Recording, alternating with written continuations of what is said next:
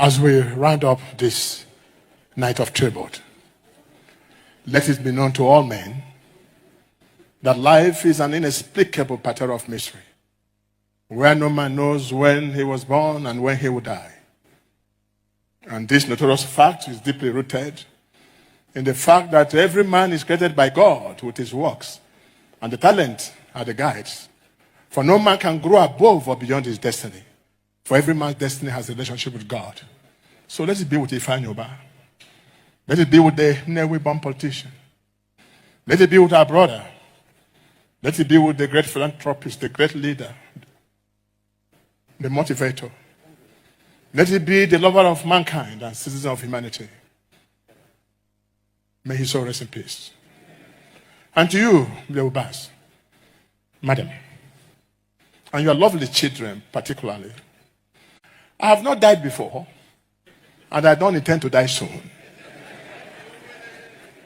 But let me say something, that I do know that the Ikemba Ojukus, the Kwemes, and these great leaders of note who have left us, since the spirit never dies, I'm sure, they are having meetings somewhere.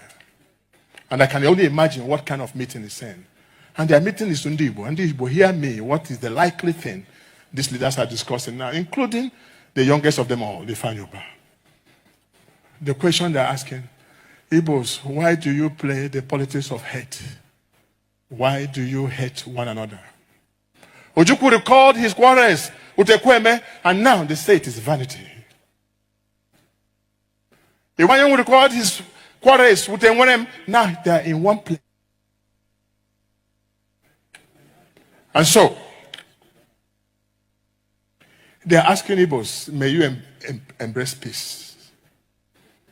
Another thing that happened that is common with these great men is that before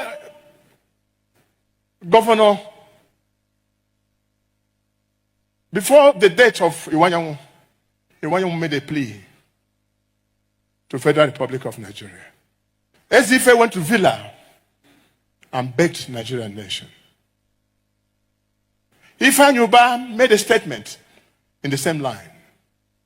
I want to say to you, my brother, in whom I'm well pleased, Senate President, convey this one message on behalf of these Igbos who are seated, that the best way to honor this great young man is the release of Nnamdi Kanu.